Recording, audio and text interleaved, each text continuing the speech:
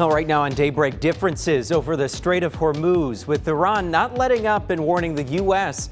to hold up their end of the deal.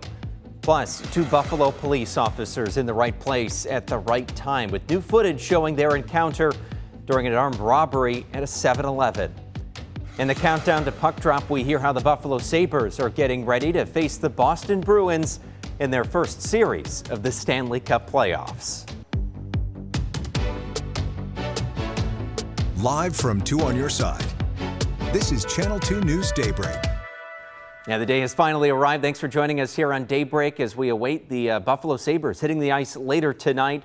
7:30 is puck drop. It is 6:31 right now on Daybreak. I'm Rob Hackford. We want to get you started with the forecast this morning as we are mapping out a messy day. Unfortunately, Kevin, for folks who are going to be heading downtown, going to want to be prepared. Yeah, and it is the northern more half of our viewership, which is going to get more precipitation today, which obviously would include Buffalo, Erie County as well. The more widespread precipitation is going to clear in time for daybreak and for a dry morning across western New York, but later on throughout the late afternoon and early evening, it appears now all our guidance does have some light showers and some wintry mix in there as well. Here are the current temperatures. Right now we're at 40.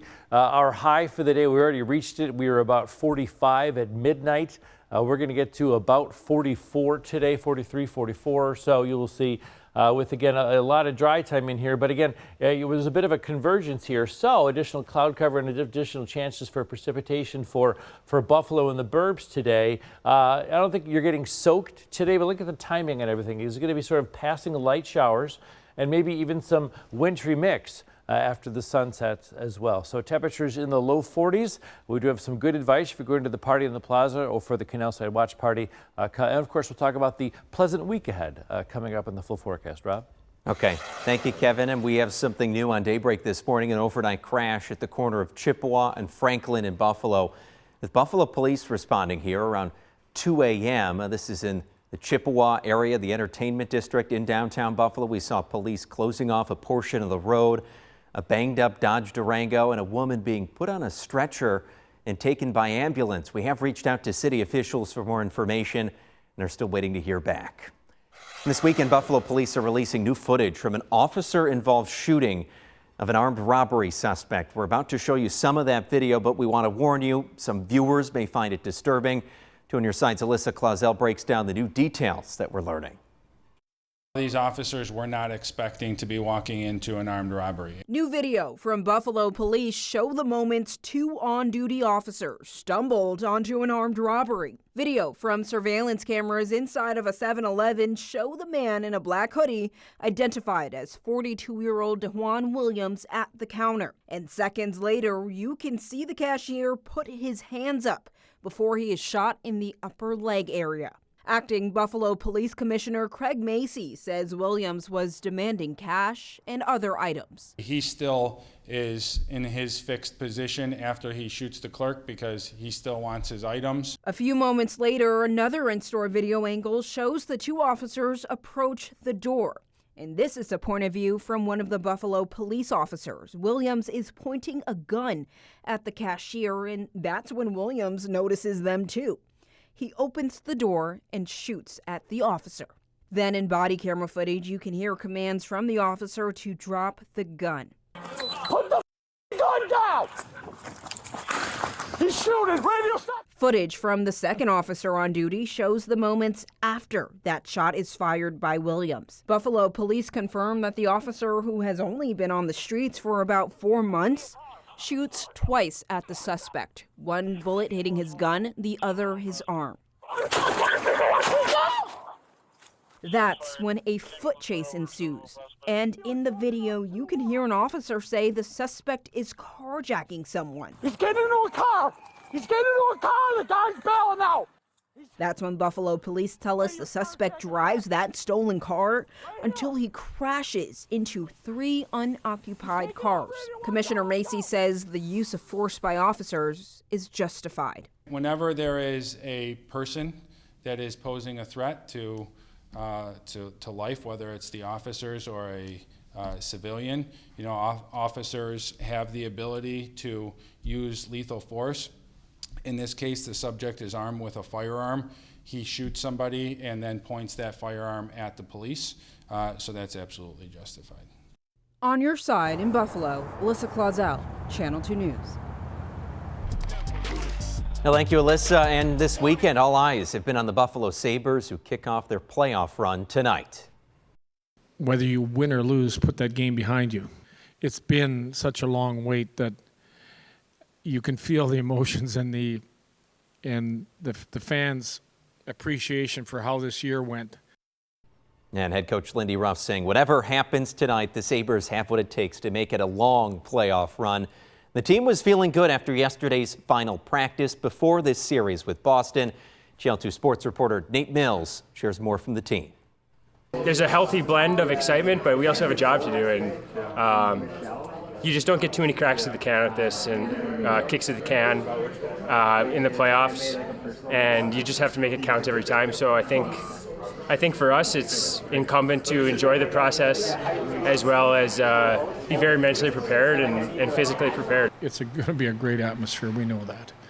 I would rather have our players too jacked up than not jacked up at all. I think we've done a great job because our fans have given us a great taste of that.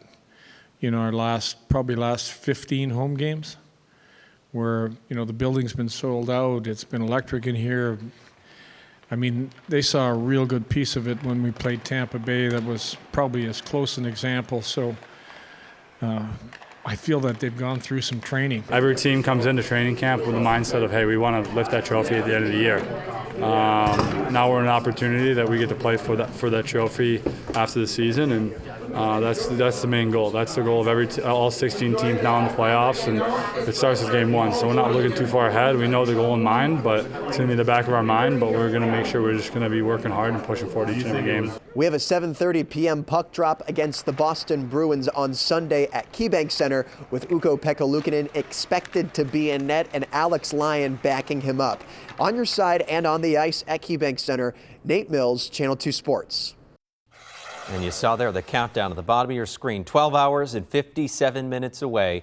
And something you may want to know about if you're heading to the game or a watch party later today. The NFTA says Metro Rail will be running 4 cars every 20 minutes.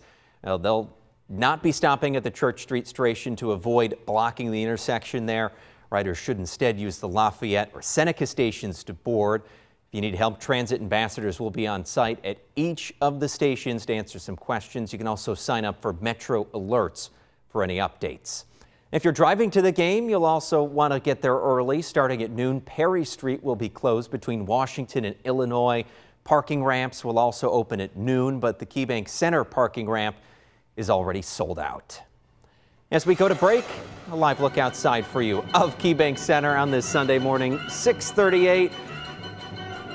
And we're sitting at 39 degrees. Daybreak will be right back.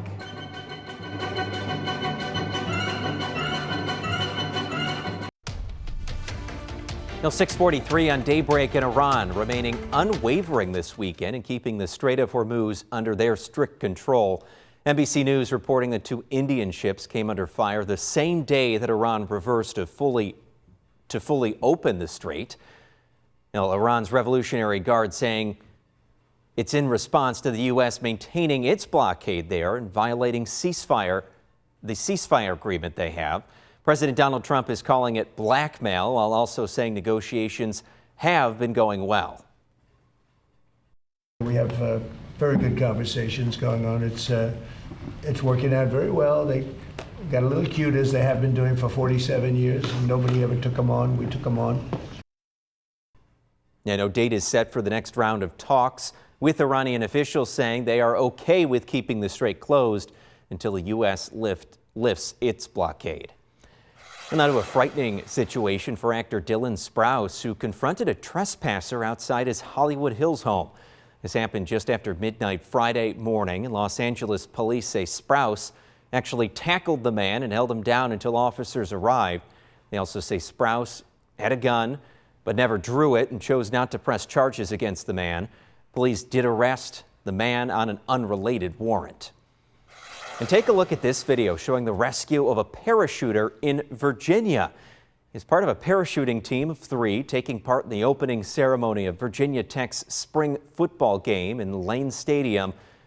An university spokesperson says he got stuck for a bit on the logo for Virginia Tech, but thankfully suffered no injuries and was rescued from the scoreboard by some firefighters there. So good work by them, and incredible to be able to be okay after something like that. All right, 6:45 on Daybreak, and still coming up, a friendly wager between a dad and son. I'll tell you how actor Wyatt Russell is keeping his promise after making a bet on the Buffalo Sabres.